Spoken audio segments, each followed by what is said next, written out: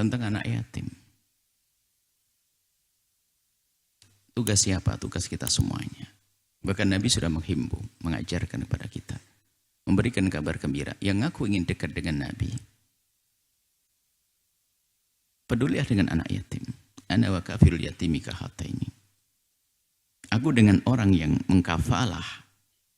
Mengkafalah itu yang mencukupi kebutuhan anak yatim. Adalah seperti ini di surga. Artinya dekat sekali dengan Nabi. Kami tekankan masalah kafalah. Kafalah itu adalah bukan menyantuni setahun sekali. Dikasih duit 200.000 itu dibelikan garam, suruh diisap saja 1 tahun. Kita perlu membangun kafalah ini bagaimana menjaga mereka sampai sukses. Kita rawat mereka. Nah, ilmu merawat ini harus sesuai dengan petunjuk syariat. Bukan sekedar kita mencukupi kebutuhan mereka, tidak. Ada bimbingan. Bisa jadi seseorang merawat anak yatim salah, hanya membiayai uangnya saja, tapi tidak diarahkan ke dalam Allah. Ini juga salah seorang merawat anak yatim. Hanya membiayai urusan sekolahnya saja, tidak pernah diarahkan kepada Allah. Sehingga dia menjadi seorang yang pintar dalam bermacam-macam ilmu, tapi tidak kenal Allah. Ketahuilah bahwa seorang anak itu kalau dia bodoh, dia kalau berbuat jahat paling hanya nyuri jemuran, nyuri mangga tetangga. Tapi kalau sudah kita pinterkan tidak kenal Allah, dia berbuat jahat adalah segede-gedenya kejahatan. Anda yang telah ikut andil di dalam membesarkannya. Makanya kami ingatkan janganlah hanya sekedar. Ini tingkatan-tingkatan. Ada yang tidak punya kesadaran merawat anak yatim. Yang punya kesadaran pun ternyata harus ada. Ada rambu-rambunya di situ. Bagaimana saya merawat anak yatim? Aku kirimkan ke tempat yang benar. Apakah harus bawa ke rumah? Belum tentu. Jangan-jangan rumah kita tidak sehat. Ini perlu ilmu ini. Saya peduli dengan anak yatim itu. Akan saya muliakan. Saya ingin selamatkan. Saya ingin sekolahkan dia. Oke. Tapi harus kita pikirkan sekolah yang kenal agama atau tidak. Kalau tidak, jangan. Karena yang paling dibutuhkan mereka adalah kenal Allah agar ngerti halal haram. Tentu setelah itu kita antarkan jadi dokter dan sebagainya harus kita. Kita boleh-boleh saja menjadikan seorang dokter hebat. Anda mendidik seorang dokter yang khusus ahli surga. Nah ini merawatnya sendiri ada ilmunya. Apakah harus saya bawa ke rumah saya? Oh belum tentu. Kan rumah saya gede, banyak, enak dan sebagainya. Oh, belum tentu. Jangan-jangan anak yatimnya laki, anak Anda perempuan. Anda tidak sadar bahwa mereka bukan mahram. Anak yatimnya laki-laki, istri Anda perempuan, wahai bapak. Dia bukan mahram, selagi bukan keponakannya. Dan kadang tidak diperhatikan sisi syariat di sini. Sehingga seolah-olah dia melakukan sebuah kebaikan, ternyata ada pelanggaran-pelanggaran. Kayak gitu. Kemudian juga, apakah kita buat panti asuhan untuk mereka? Ntar dulu. Sebab panti asuhan pun bisa saja menjadi satu alat untuk mencari uang.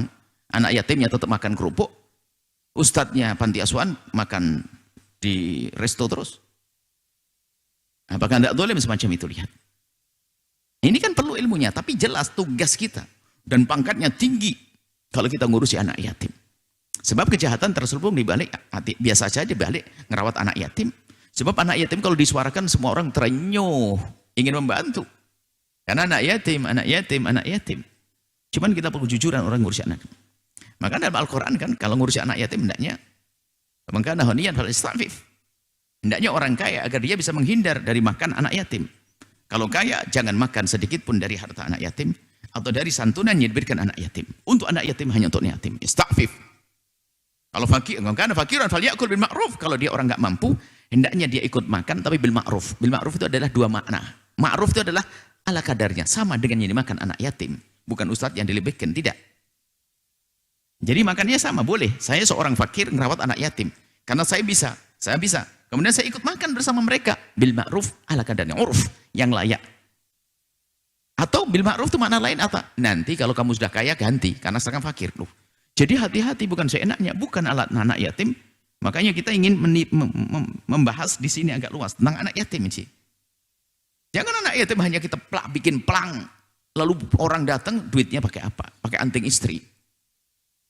Hati-hati, jangan berbuat zalim pada anak yatim. Allah bisa meyatimkan anak kita di esok hari. Ini masalah merawat anak yatim semacam itu. Jadi paling utama adalah kita merawat anak yatim, kita masukkan sebuah tempat yang dia mulia, yang bisa menghantarkan kepada Allah Subhanahu wa Ta'ala. Kalau pendidikan dunia ada, sekarang misalnya pesantren-pesantren, Kalau di rumah kita berat hari ini, kita motivasi mereka untuk bisa sekolah. Anggap saja kalau Anda duitnya banyak, anggap sekolah yang paling mahal, tapi mengenalkan Allah, ada agamanya, sah. Kalau Anda bawa ke rumah Anda, berat. Anda sendiri sibuk dengan bisnis Anda sibuk dengan kesibukan Anda, mungkin dia malah tidak terawat. Tapi kesadaran untuk merawat mereka itu sesuai dengan keadaan zaman, sesuai dengan kebutuhan mereka, khususnya kebutuhan akhirat. Nah ini ada. Jadi ini tugas semuanya. Tugas anak-anak ya, tugas kita terhadap anak yatim. Kan di sana ada semacam obrolan, anak yatim ini kok pada bandel-bandel ya, nakal-nakal ya. Kenapa anak yatim? Oh, gimana tidak nakal? Ibunya, dia sibuk cari uang, sehingga nggak bisa ngerawat dia. Anda nggak peduli dengan dia. Makanya ibunya nggak sempat rawat. Gimana nggak nakal? Bapaknya nggak ada, ibunya kerja, yang ngurus anak nggak ada. Kita juga nggak peduli kepada mereka. Gimana nggak nakal? Kita biarkan anak yatim. Jadi kalau anak yatim nakal, salahkan kita. Kenapa kita tidak ngerawat dia? Maka yang perlu kita hidupkan budaya kafalah, bukan budaya santunan. Sudah memberi santunan, begitu bangganya dengan ngasih santunan yatim setahun sekali. 200.000 diamplopin, dijemur lagi anak yatimnya, panas itu 250.000 untuk 1 tahun.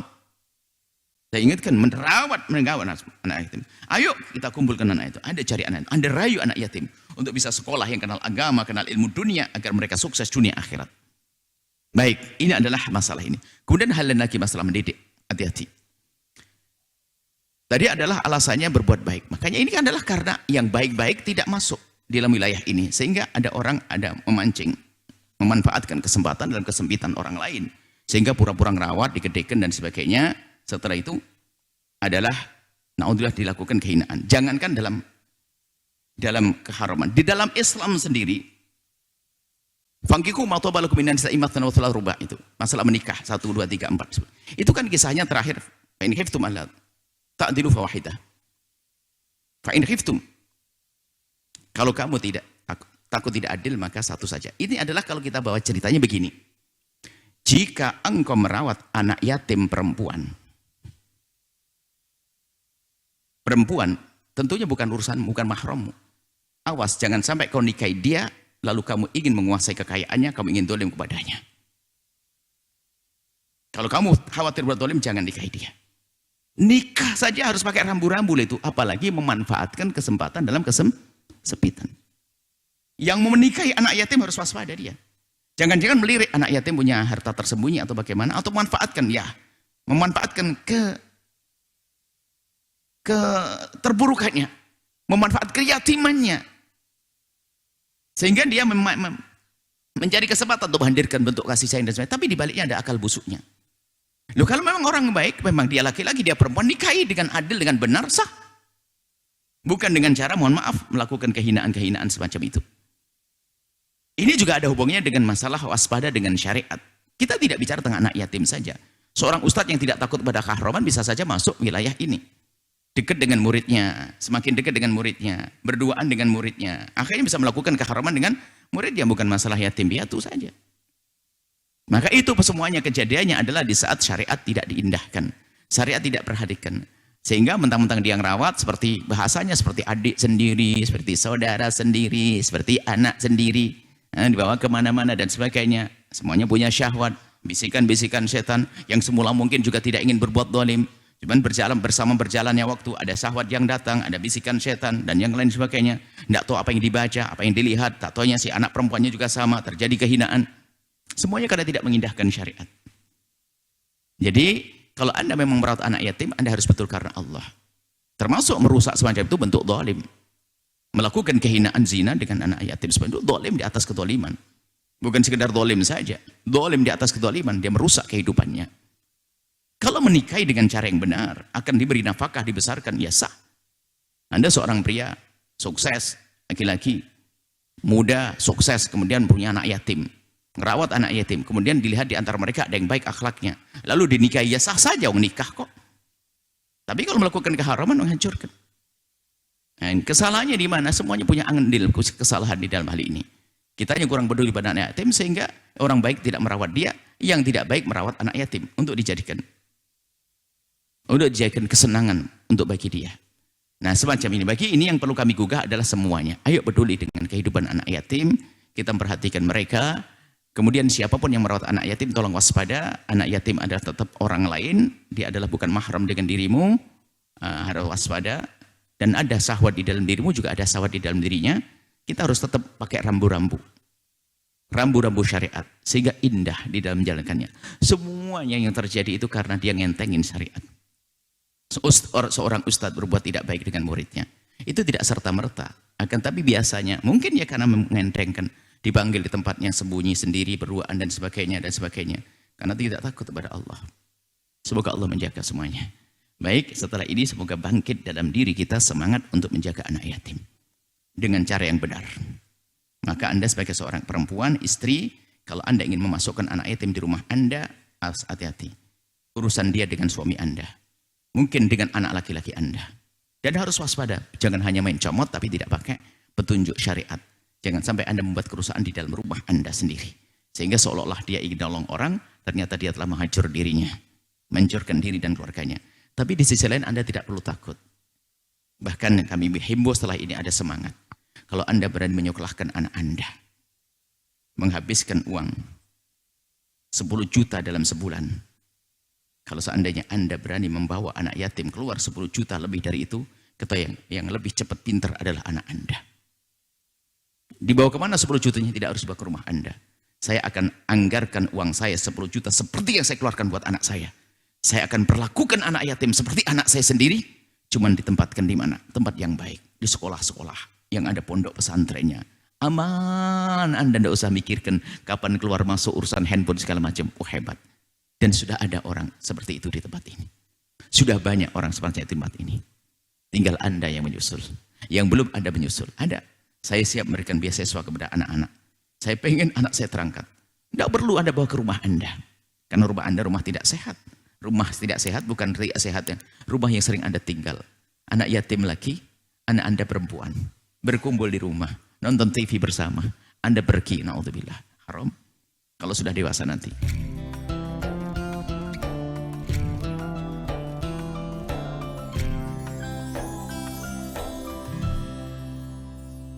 Sahabat Al-Bahjah TV, setelah menyaksikan video ini, jangan lupa bersolawat kepada baginda Nabi Muhammad. Shollu ala Nabi Muhammad. Allahumma sholli alaihi wa ala alihi wa sahbihi.